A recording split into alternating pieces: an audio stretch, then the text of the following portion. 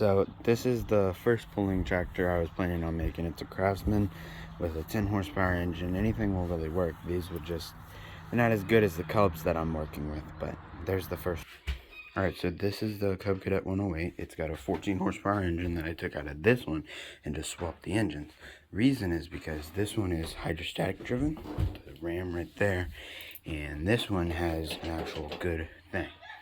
So that's what you're going to need to do first. First you need to find it. Good prices on Cub Cadets, they're kind of high. And then you want to come down here on this thing. I messed up and tried to pull something. You need to drain the fluid and then try and pull something. So once you get it running and driving, which mine is, then you take it and you take all these bolts out right there. You see them? And then you buy the hitch that hooks up to this and you hook it up. Next, you're going to buy ag tires. Those are for the Craftsman up there, but those are my ag tires. And then you're going to want to get ag tires, get slick. What you want to do is you want to make it straight and narrow. And you want to be as narrow as possible so you're as much aerodynamic. Another thing that I do is I take that and I use that as my air filter. Because basically what happens is, hold on.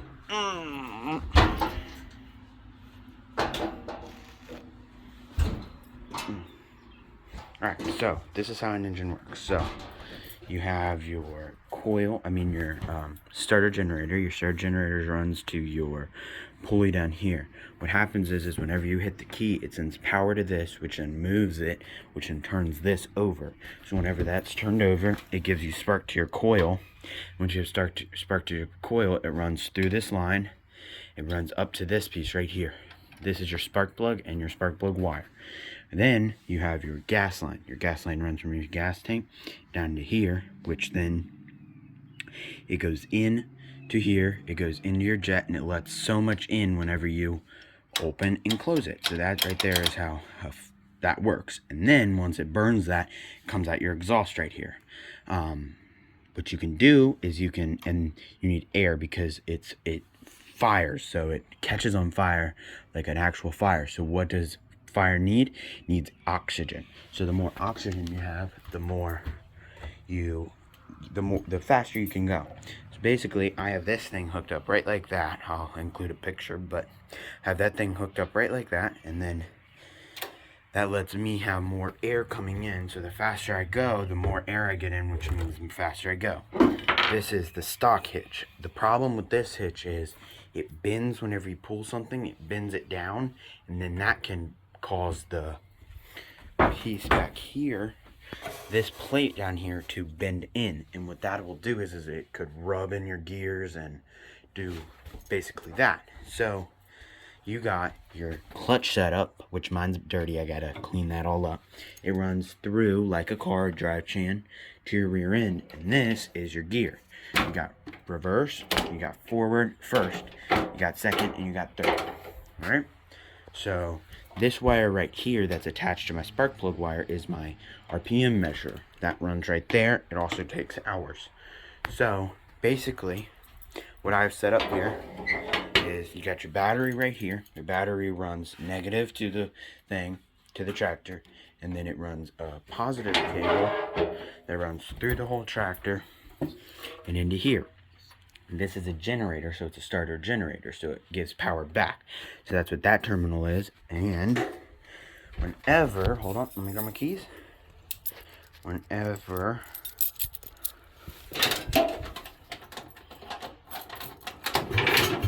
see, turns right.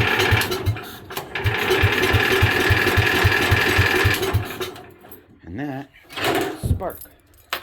And it turns it over. My gas is shut off, so I don't have any gas going to it, so it doesn't flood my engine. So you could leave that engine.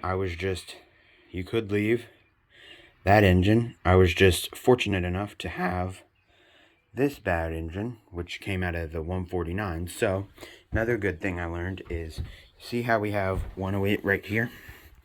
So this one originally had 10 horsepower engine, and it's a positive number. So 10 horsepower engine, positive number, means it has The 10 is the horsepower engine. The last number is, if it's positive, it has the transaxle, which is good for pulling. If it is negative, it has a hydrostatic. 108, 10 horsepower, transaxle.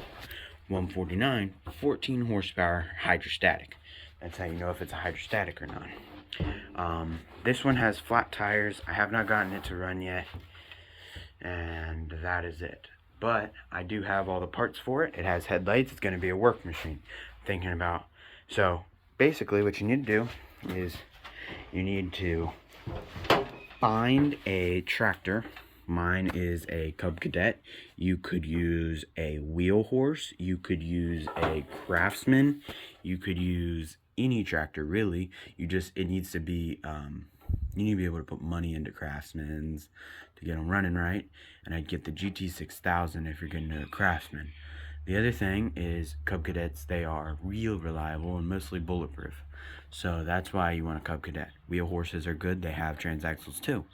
Simficas have transaxles as well.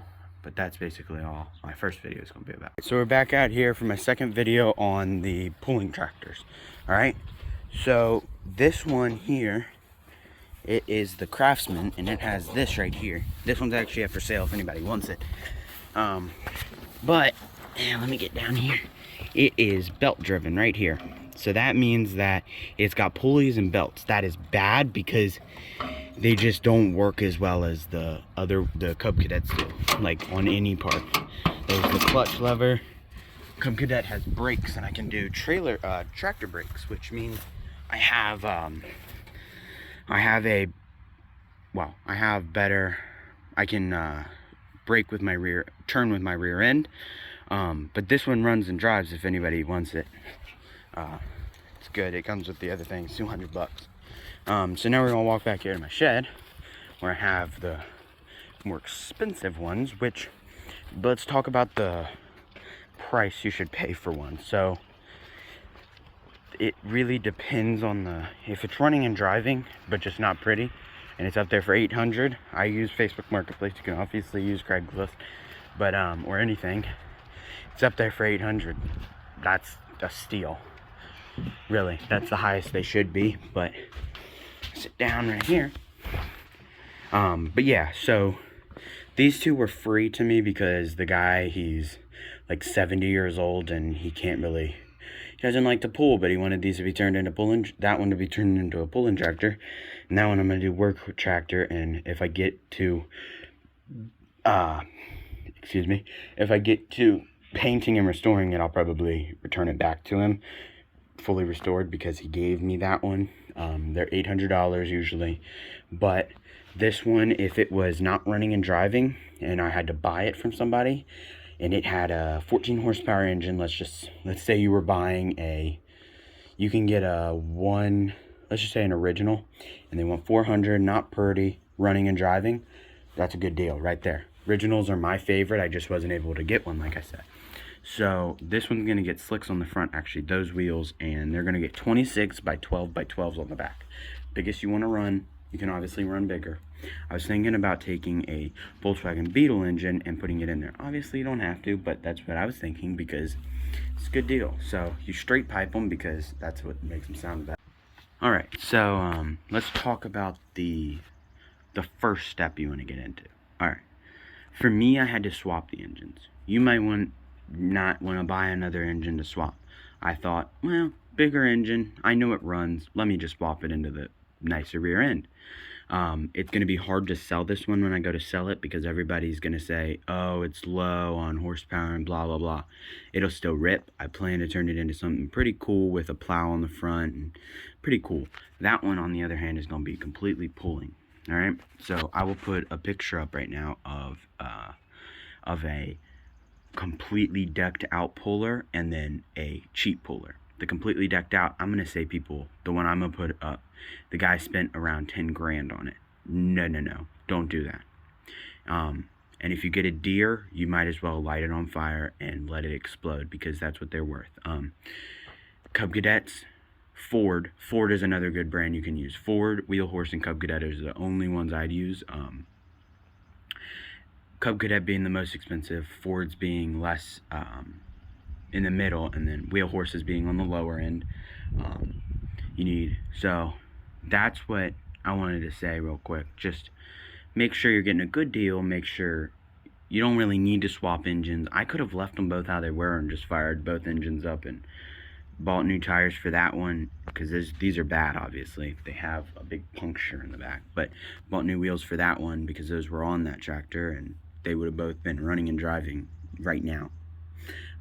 But I didn't. I wanted to swap the engines because this one I didn't know what I was going to do with it yet, but I decided to just, well, whatever, let me just put the engine in it and put it up on Marketplace, Facebook Marketplace, for a good price, and if it sells, it sells. If not, I'll use it.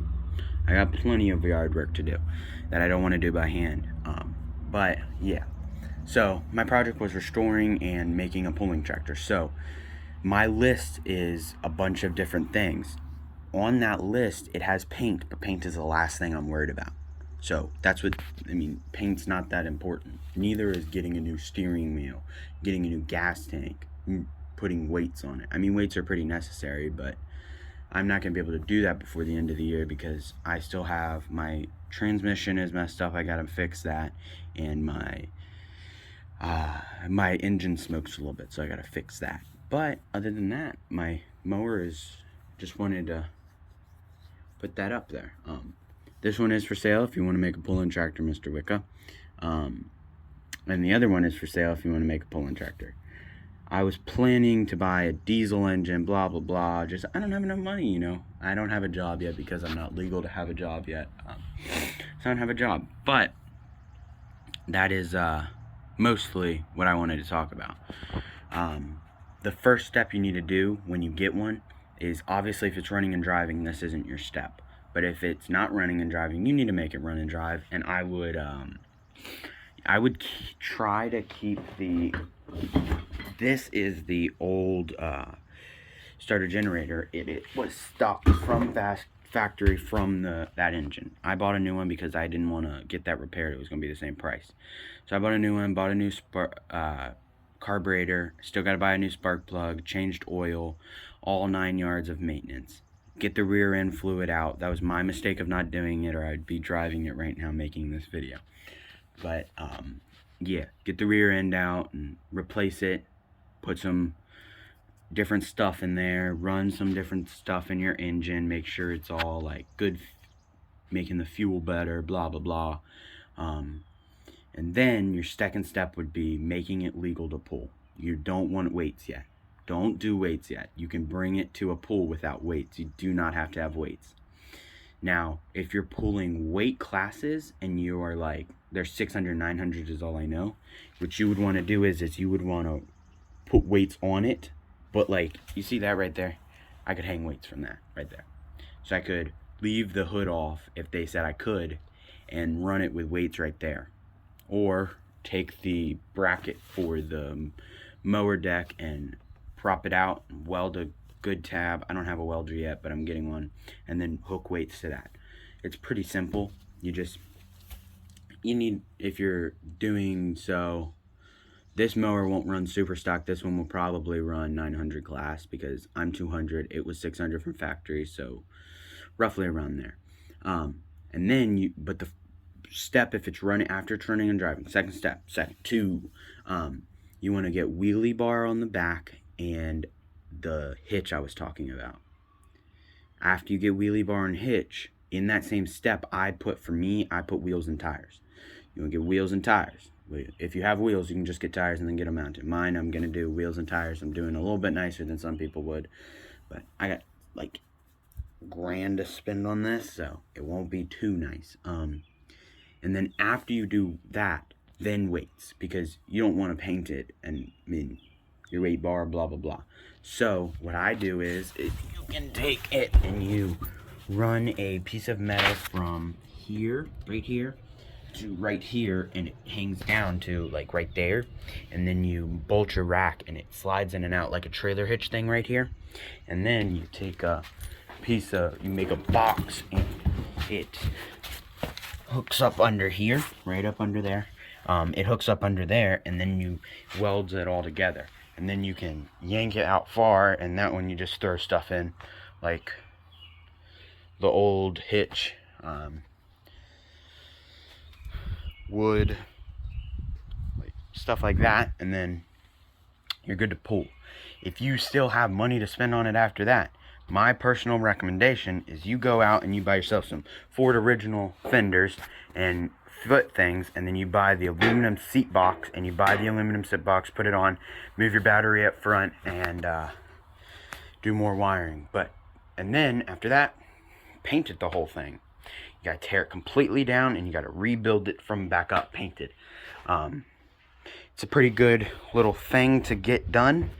Pretty fun that when you're done with it, I've seen them run. But I'm gonna get them both running, and I'll fire this one up right quick. Turn gas on, so gas right there is on. Make sure you're good. I put choke on.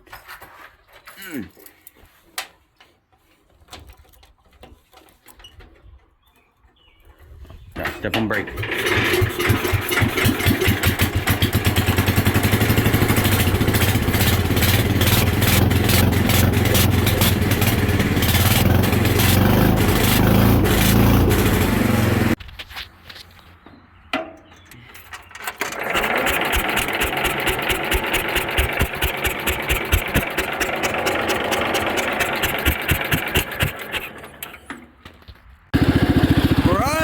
Cadet driving. She's going pretty well.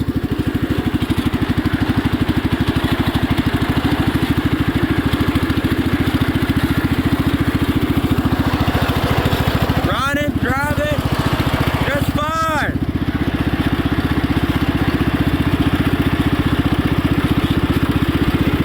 I'm super happy.